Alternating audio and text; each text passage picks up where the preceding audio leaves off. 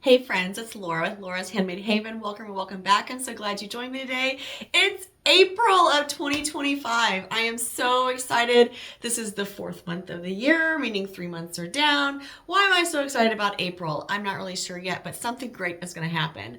I have lots of fun things scheduled out for you guys in April, and I also have a couple really cool product reviews coming up that I'm super excited about to share with you. This Handmade Haven Happenings is going to focus all around the cross stitch that I've gotten done, the quilting I've gotten done, some other crafty things that I've done, and what's coming up. So I hope that you will stay tuned for the entire length of the video just to hear what I've done, because I've got some super exciting quilts to share with you that I got quilted this past weekend. So first up, we're going to talk about cross stitch, and in March I had grand ideas again to try to get so much done, and just to be quite honest, it just didn't happen with the 2 classes for school and just my wrist still kind of giving me some problems if I overdo it. I had to prioritize what I was doing and when, so I didn't get quite as much cross stitch done as I wanted to, but I did get quite a bit of quilting done. Stay tuned for that. But cross stitch first. I do have a finish. Now it's not fully finished because this is a work in progress for a much later project to come, but I did get the 1991 Prairie Schooler Santa completely stitched. Now there are a few mistakes on this, so don't look too closely, but you know what, it's fine, and unless you knew they were mistakes, you wouldn't notice them. But here's my 1991 Prairie Schooler Santa. Super excited to have that done. That's another one of my Santas that I have finished. I think I'm up to like 16 now, so that's like super fun. Eventually, I'll get all of them done.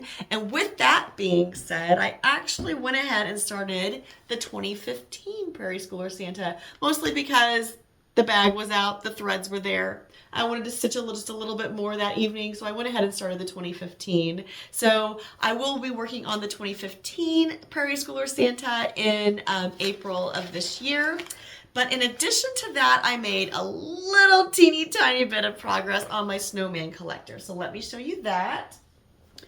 Now, if you've watched my updates in months past, you know that I have a little oopsie on this, and I have a little hole in my Ada cloth, which I'm definitely going to have to address pretty soon. I didn't really do that much on this, but I did get some of the green done up here, so I'm working on this little guy's sweater and hat, and I'm just going to continue working on this as I can, and I'm hoping to get it done before, like, November this year. So that's kind of my timeline. I am stitching this on an 18 count Ada cloth, which is a little smaller than what I'm used to, and to be quite honest, it's just a little smaller than I like. So I know that's why I'm not pulling it out as often as the others, because it just takes a little more eye power and brain power and hand power. So I'm just kind of letting it kind of float, and I'm just doing it as I want, and I'm not really putting like a hard deadline on that one to get it together. So that is all of my cross stitch that I've accomplished in March, which doesn't feel like very much at all. But like I said, with school and my hand, I've just been giving myself a little bit of a break, which we all have got to do from time to time. So that's where I'm at with that. Now, I will tell you in April, I've been saying this for the past 2 months, but I promise in April, I am going to do a new start.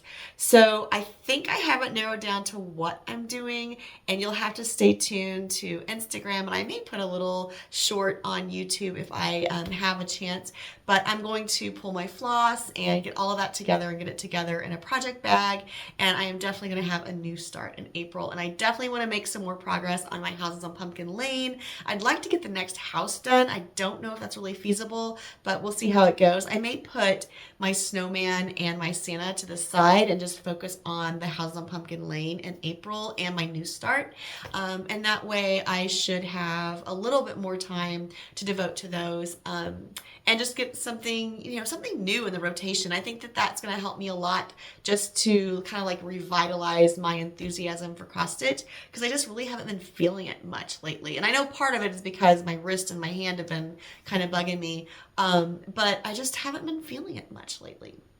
But we all go through those spurts. All right, so we're going to move on to quilting, because I am super excited about quilting. You probably see this pile back here, and that's kind of a work in progress thing. I started that at Retreat. It's like some strip sets for the Berry Jam quilt. Let me show you one. So I used my Lori Holt scraps and I just made strip sets with a 108 background. I sewed all these strips. If you watch those videos, you know I just sew all those strips end to end, and then I make strip sets with the 108 backgrounds, and then I cut them down to the width that I want, and then I sew them together in a round to create that berry jam quilt, which is a pattern by Tia Curtis. I've kind of done my own thing with it though at this point and kind of put my own flavor and my own style with it. But if you want to see the beginnings and you want to know exactly how you should be making it, make sure you get her pattern. You can buy the PDF on her website. And then also check out the berry jam tutorials that I've done on the YouTube channel here so you can see my spin and twist on that pattern. But this weekend, I went quilting at my brother's and I completed 4 quilt tops. One of them is that baby quilt for the Delightful Desert. So I'm going to give you a sneak peek of what that quilt's going to look like when it's finished. And then I also have 2 berry jam quilts that I put together and finished them up. Got the binding on them earlier today. And then I have the Mercantile quilt seeds quilt, and you might be able to see a little sneak peek right here hanging up on the wall behind my ironing board. So that one is finished as well. Those are all so exciting for me. So I'm going to smoosh you out so you can see the quilts better, and I will show you this quilt and then the other 3. All right, so sorry. I've been trying to remember to use these little external mics and I keep forgetting. So if the audio seems a little weird in the beginning and a little different now, that's why. But here is the Mercantile Quilt Seeds quilt. It is hung and on the wall, and I'm so excited to have it finished and up for display. I love all the fabrics. They are all the Riley Blake Mercantile quilt fabrics. And then this binding is actually one of her B dots. It's one of the plum colors, one of the purple colors, and it wasn't anywhere in the quilt, but it's part of the Lori Holt quilt line, part of her colors or whatever. So I decided that is what I was going to use for my binding for this quilt. So this is now hanging above my ironing board, and I'm sure that you guys will be asking me a million times over what that quilt is, but you heard it here first. This is the Mercantile Quilt Seeds quilt by Lori Holt. This was 6 different patterns. I have a quilt along on the channel that you can go and see each one of these blocks constructed, and plus the construction of the quilt top itself. And then the binding and finishing was done, and it got hung up today. Yay! All right, so in addition to that, I have 3 other quilts I'm going to show you. So we're just going to swing around in the room, and I'll be against the design wall so I can show you the other 3 quilts. We're going to start with 2 of the berry jam quilts. I'm going to tell you about the quilting a little bit on those. I'm also going to give you a little heads up on a tutorial that will be coming soon to the channel. So this is the first berry jam quilt. And this one is about 56 inches square. I love this quilt so much. The center, I started this one at retreat. The center is just a little pinwheel that I did with 2 different colors of that 108 backing. And then you can see that I used 2 different colors of the 108 just to kind of break up these strips. So you kind of have like a little, I don't know, it looks kind of like a little pyramid or a courthouse step type deal, because you have these little darker strips between the strip sets for each side. So this is one of them. And the quilting on this one, I do all of my own quilting on my brother's long arm. And most of the time I do not use a pantograph. I use a pantograph rather. I just do some free motion quilting on them. It is not computerized, so it's all me. So if there are imperfections, it's because I'm not perfect. But for this one, what I did was I just did a couple, actually I did 4 wavy lines that would go 2 one way and then 2 go back the other way. So you can kind of see how that went together. And then between that pattern, I did some up and down squiggles, basically, that go back and forth. They're kind of like a piano key type. You see that a lot on borders, but I decided to go ahead and put that just across the quilt. And then I repeated those wavy lines, and that's what I did on the entire length of the quilt. You might be able to see it a little better on the back. There we go. Yeah. So see how I have the wavy lines, and then they go opposite to kind of form this little teardrop thing. And then the squiggles that go up and down, back and forth, all the way across. It's kind of like a squiggly piano key. So that's how this one was quilted. And again, it's all free motion quilting. I did that on my brother's long arm. I really love it. Now this one is only, I think, 45 inches square. It's also a berry jam quilt. And this one, I just used the same background fabric for the strip sets and the sashing between the rounds rather. And it does also have that little pinwheel in the middle. And this one is just a meander for the quilting. I wanted to get it, you just gotta get it. I just wanted to get that one done pretty quickly, and meander definitely will do that for you. If you notice, I like big quilting.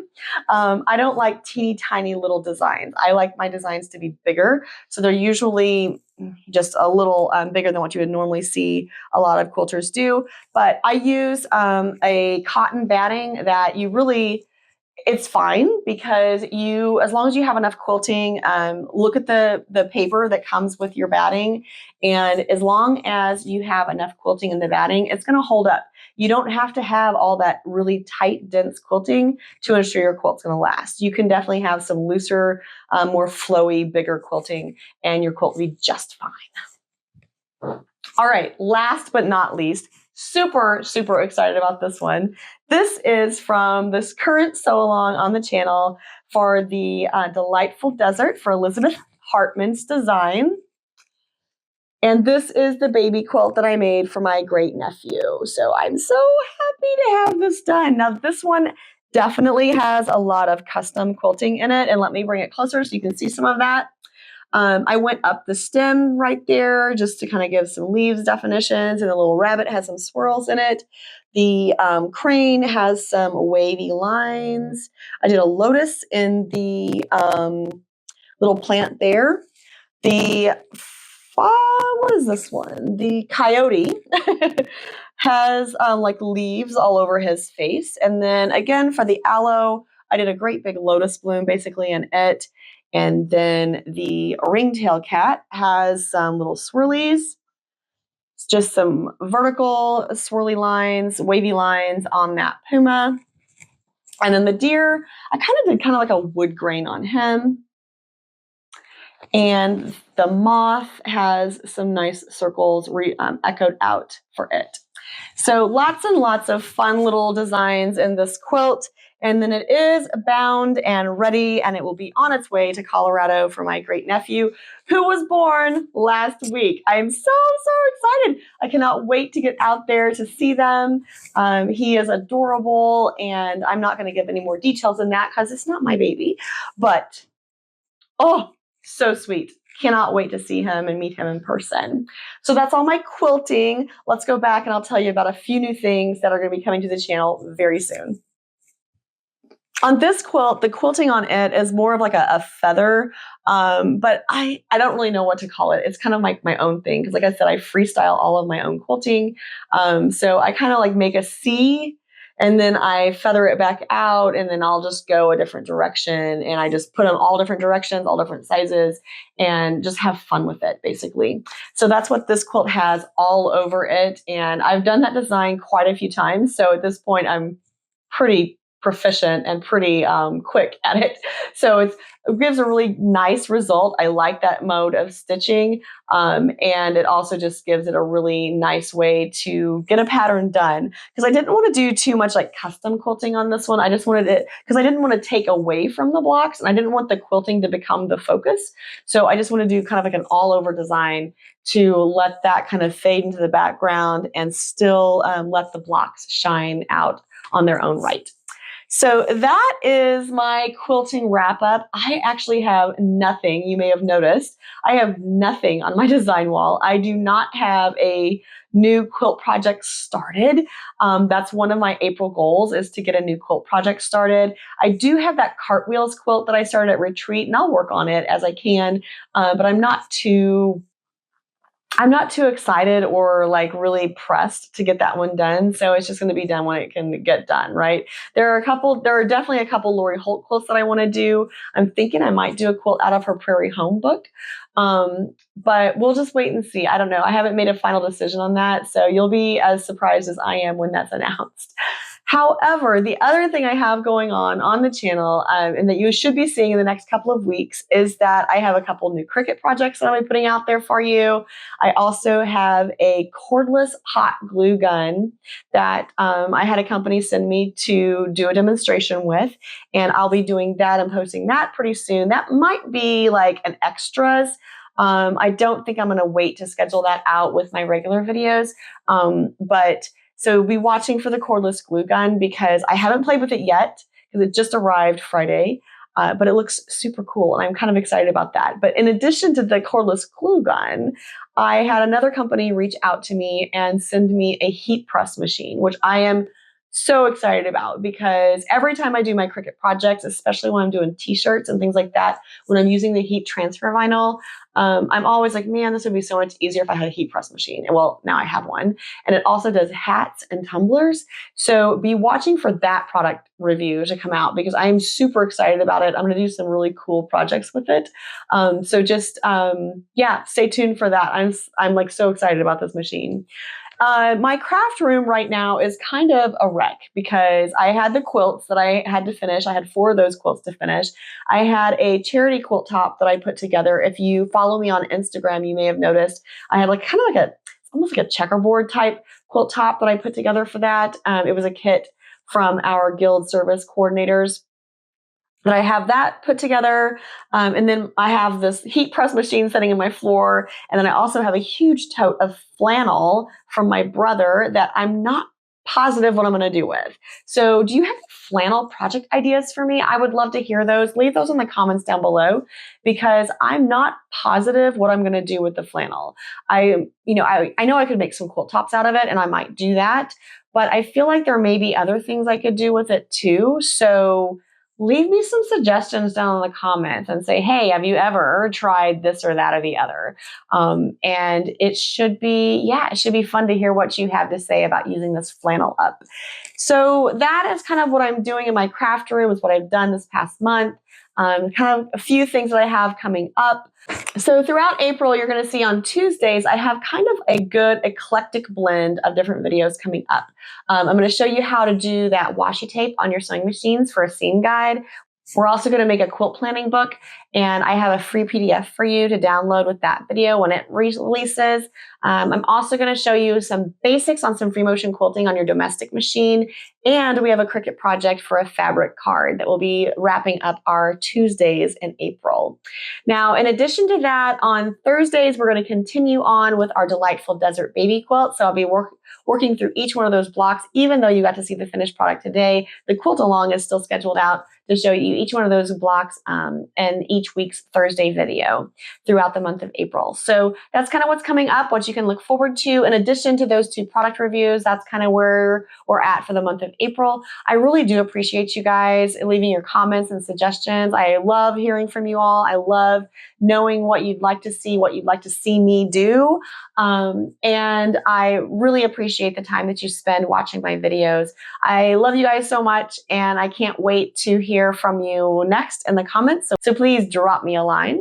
Until next time, find joy in all you do. Carve out some time for crafting and creating. And remember, it's always better when you make stuff up.